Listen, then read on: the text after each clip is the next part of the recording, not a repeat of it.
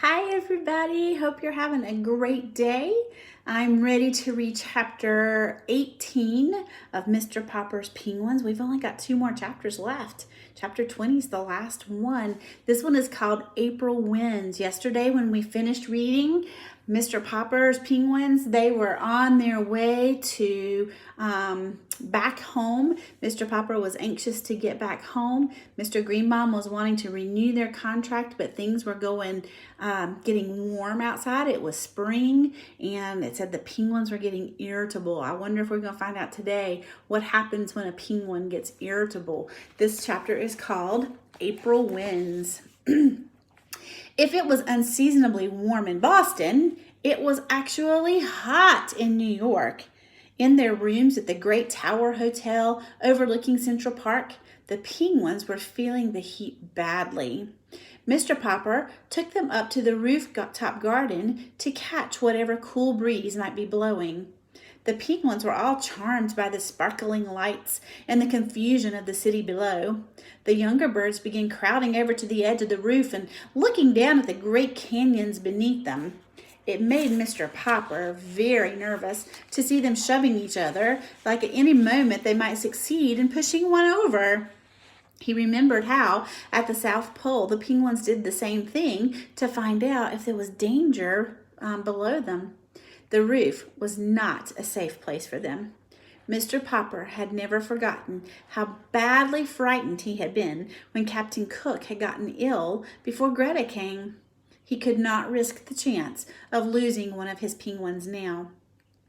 Where the penguins were concerned, nothing was too much trouble for him.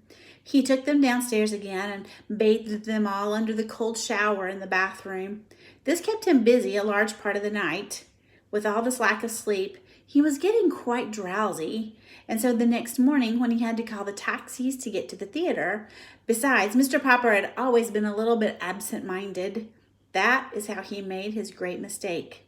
When he told the very first taxi driver, Regal Theater. "Yes, sir," said the driver, threading his way in and out of the traffic on Broadway, which greatly interested both the children and the penguins.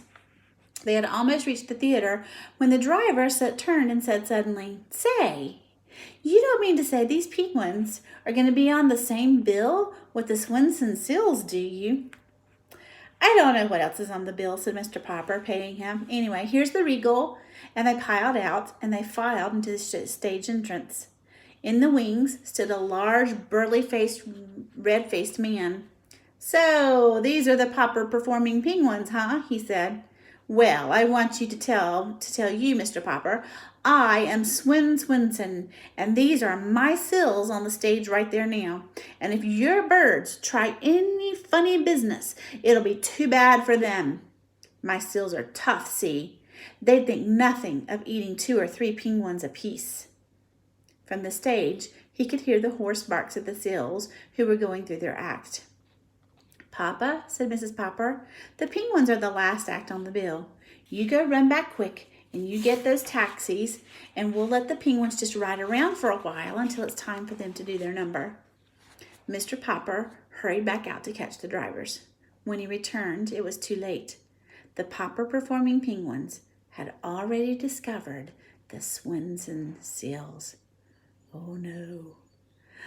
"Papa, I can't look," cried the children.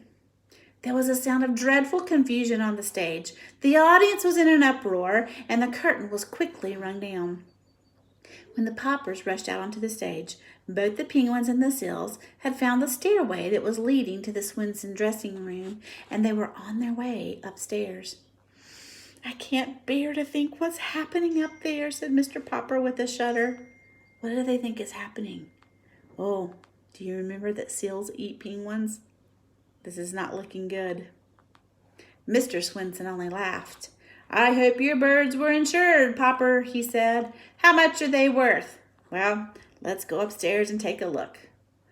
"You go on up, Papa," said Mrs. Popper. "Bill, you run out of the theater and you call the police to come and try and save some of our penguins." "I'll go get the fire department," said Janie. When the firemen with their great crane came and set up their ladders so that they could get through the window of Mr. Swinson's dressing room, they were a little vexed to find there was no fire at all. However, what they found was 6 black mustached seals sitting, barking in the middle of the room, with 12 penguins parading gaily around them in a square. But then that made them feel better. When the policemen came in from their patrol, they climbed up the ladder that the firemen had left against the building. By the time that they too came in through the window, they could scarcely believe their eyes, for the firemen had put their fireman hats on the penguins, which made the delighted little birds look very silly and girlish. Seeing the firemen so friendly with the penguins, the policemen naturally took sides with the seals, and they put their police caps on them. The seals looked very fierce with their long black mustaches and their black faces underneath. The penguins, under the firemen's helmets, were parading in front of the policemen, while the seals, in their policeman caps, were barking at the firemen when Mr. Popper and Mr. Swenson finally opened the door. Look at this picture. So there's Mr. Popper opening the door, and the penguins with the fireman hats on, and the seals with the policeman hats on. I sure am glad they weren't eating each other, that the seals weren't eating the penguins. Looks like they're playing more than anything. Here we go. Mr. Popper sat down. His relief was so great that for a moment he just could not speak. "You policemen had better get your hats off my seals," said Mr. Swenson. "I got to go downstairs on the stage and finish their act now." Then he and his 6 seals slipped out of the room with a few parting barks. "Well, goodbye, ducks," said the fireman, regretfully removing their helmets from the penguins and putting them back on their own heads. Then they disappeared down the ladder. The penguins, of course, really wanted to follow, but Mr. Popper held them back. Just then, the door flew open, and the theater manager burst into the room. "Hold that man!" he shouted to the policeman, pointing at Mr. Popper. "I have a warrant for his arrest." "Arrest? Who, me?" said Mr. Popper in a daze. "What have I done?" "You've broken into my theater, and you've thrown the place into a panic. That's what you've done. You're a disturber of the peace." "But I'm Mr. Popper, and these are my performing penguins. They're famous from coast to coast." "I don't care who you are. You haven't any business in my theater." "But Mr. Greenbaum is paying us $5,000 a week at the Regal." "Mr. Greenbaum's theater is the Royal, not the Regal. You've gone to the wrong theater. Anyway, out you go, you and your performing penguins. The patrol is waiting outside." Oh my goodness. Mr. Popper made a big mistake. He went to the wrong theater, and now he's going to jail. Oh, I wonder what's going to happen to him and to his penguins.